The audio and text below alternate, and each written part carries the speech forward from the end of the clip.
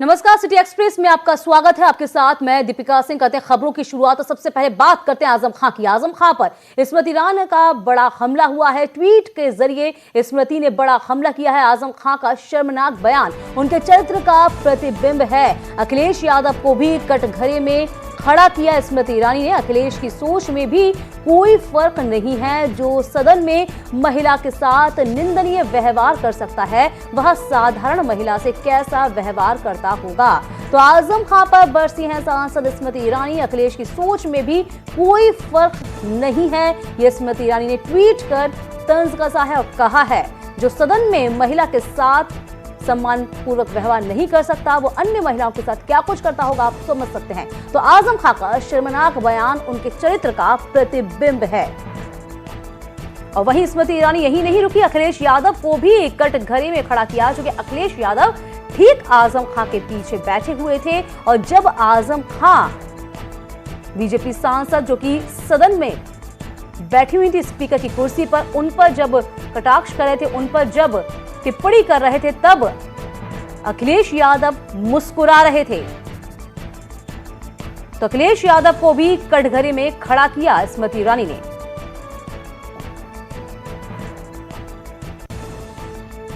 चलिए अब आपको बताते हैं आखिरकार पूरा मामला क्या है। इसको लेकर स्मृति ईरानी आजम खां पर भड़की हैं।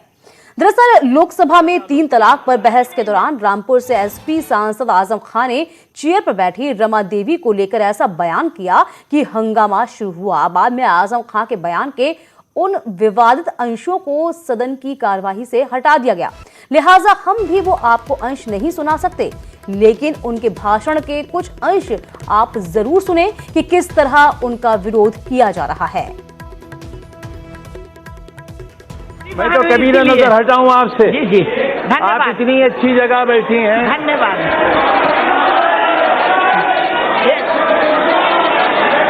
ये बोलने का तरीका नहीं है।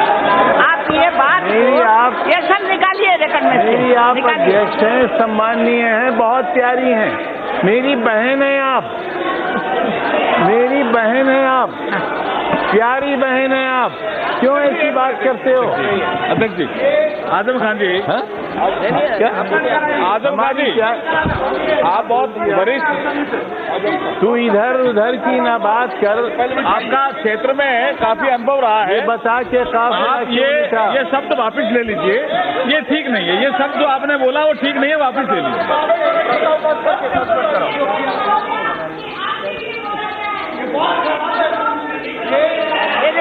निकलवा दिए। तो विवादित बयान पर हंगामे के बाद जब आजम खां से माफी की मांग उठने लगी तो उन्होंने कहा कि अगर मैंने कुछ गलत कहा है तो अभी इसी वक्त में सदन में इस्तीफा दे दूंगा। मतलब साफ है कि आजम खां इतने विवाद और हंगामे के बाद भी नहीं मान रहे कि उन्होंने कुछ गलत और अमर्यादित कहा है। हाँ, मेरी बहन हो आप, बहुत प्यारी बहन हो, बहुत प्यारी बहन हो, बार बार कह रहे हैं बहुत प्यारी बहन। आप सदन में बोल दें कि ऐसा कोई शब्द बोला तो मैं सदन में माफी चाहता हूँ, बड़ी नहीं होती। बहुत लंबी राजनीतिक जिंदगी रही है, मेरे लिए मुमकिन नहीं है कि मैं इस तरह की कोई बात कहूं जिससे किसी का मन दुखे। और पीठ पर बैठी हुई महिला से, अपनी बहन से कोई अगर मैंने एक भी अनपार्लियामेंट्री शब्द कहा है, I declare my resignation in the house just now. चलिए हम नजर डालते हैं खटाखट खबरों की ओर। लोकसभा में 3 तलाक बिल वाद और विवाद के बीच पास हुआ है। बिल के समर्थन में 303 वोट पड़े, जबकि बिल के खिलाफ 82 वोट पड़े। इस मौके पर टीएमसी और जेडीयू ने वॉकआउट किया। लोकसभा में एसपी सांसद आजम खां की डिप्टी स्पीकर रमा देवी पर की आपत्तिजनक टिप्पणी के बाद हंगामा हुआ। डिप्टी स्पीकर ने इस पर आपत्ति जताई और केंद्रीय मंत्री रविशंकर प्रसाद ने कहा कि सदन से माफी मांगे आजम खां। माफी मांगने की बात आजम खां ने कहा कि मैंने कोई अमर्यादित और आपत्तिजनक बयान नहीं दिया, अगर ऐसा होगा तो मैं तत्काल इस्तीफा दे दूंगा। लोकसभा में 3 तलाक बिल पर चर्चा के दौरान मीनाक्षी की टिप्पणी पर अखिलेश यादव ने विरोध जताया तो मीनाक्षी लेखी ने कहा कि अखिलेश राज में महिलाओं को नहीं मिला सम्मान।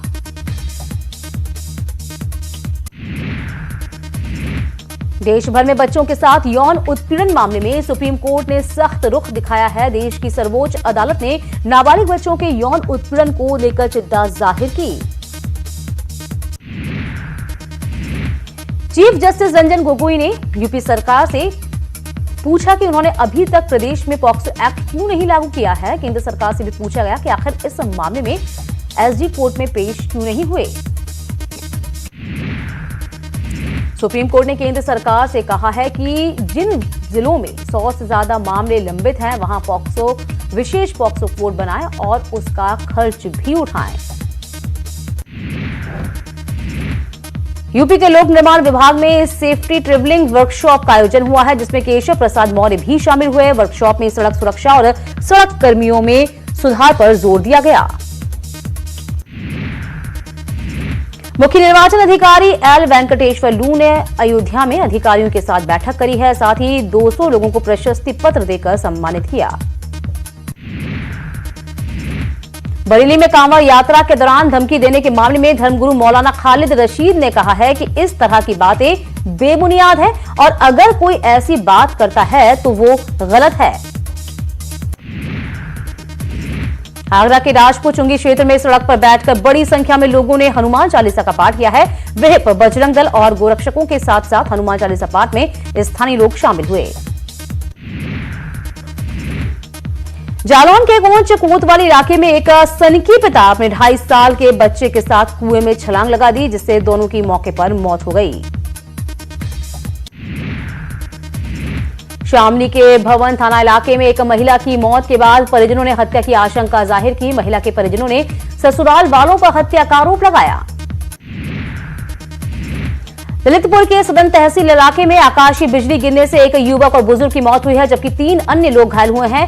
इस घटना के बाद डीएम ने 24 घंटे के भीतर आर्थिक मदद का ऐलान किया। सोनभद्र में हुए गोलीकांड के बाद जिले में नक्सलवाद का खतरा बढ़ा है। घटना के बाद गांव के आसपास के कई युवक भूमिगत हो गए हैं। इसको देखते हुए खुफिया विभाग ने अपनी गतिविधियां तेज कर दी। अलीगढ़ में ट्यूशन से लौट रही बच्ची का अपहरण कर भाग रहे बदमाशों की कार गड्ढे में जा फंसी है। इसके बाद कार छोड़कर 4 बदमाश फरार हुए। बाराबंकी जिले जेल से पेशी के दौरान फरार हुए कैदी को पुलिस ने गिरफ्तार कर लिया है। आरोपी अपनी पत्नी के साथ जिला छोड़ने का प्लान बना रहा था। अलीगढ़ के संभागीय परिवहन कार्यालय पर पुलिस ने छापेमारी कर 28 दलालों को गिरफ्तार किया है। दलाल ड्राइविंग लाइसेंस बनवाने के नाम पर पैसे की वसूली करते थे। इनके पास 2.25 लाख के नकदी और लैपटॉप समेत 4 गाड़ियां बरामद हुई। संत कबीर नगर के बखेरा थाना इलाके से फरार चल रहे गौ तस्कर और हिस्ट्री शीटर को गिरफ्तार किया गया। इनके पास से असलहा बरामद हुआ। गाजियाबाद में कुछ दबंगों की ओर से दलित महिला को मंदिर में घुसने से इनकार कर दिया गया है। पीड़ित महिला ने जब इसका विरोध किया तो उसके साथ धक्का मुक्की की गई और जाति सूचक शब्दों का इस्तेमाल किया गया। एटा के बागवाला पुलिस और स्वाट टीम ने 430 पेटी अवैध शराब बरामद की है। इसकी लगभग कीमत 30 लाख रुपए आंकी गई है। इस दौरान पुलिस ने 2 तस्करों को गिरफ्तार किया है। मथुरा के राया थाना क्षेत्र में स्कूल से बच्चे निकलते ही बच्चों से भरी वैन में आग लगी, जिससे कई बच्चे घायल हुए। इसके बाद उपचार के लिए सुरक्षित स्थान पहुंचाया गया। पीलीभीत के नकटादाना इलाके में डीएम के आदेश पर एसडीएम और सिटी मजिस्ट्रेट ने छापेमारी कर एक अवैध अस्पताल को सीज किया, जिसमें स्वास्थ्य विभाग में हड़कंप मचा। अलीगढ़ के खिरनी गेट स्थित जीआईसी कॉलेज में मिड डे मील बांटने के दौरान बंदर आने से अफरा तफरी मची है, जिसमें गर्म दलिया का ड्रम गिरने से 4 छात्राएं झुलसी। बुलंदशहर में जिला प्रशासन ने रेत खनन माफियाओं पर बड़ी कार्रवाई की है। एसडीएम ने 8 ट्रैक्टर ट्रॉली को सीज कर दिया। आगरा में ताजमहल के प्रतिबंधित इलाके में चीनी पर्यटन को ड्रोन उड़ाते देख पुलिस ने ड्रोन को जब्त किया है। अब 3 दिन से पर्यटक ड्रोन कैमरे के लिए अधिकारियों को चक्कर लगा रहा है।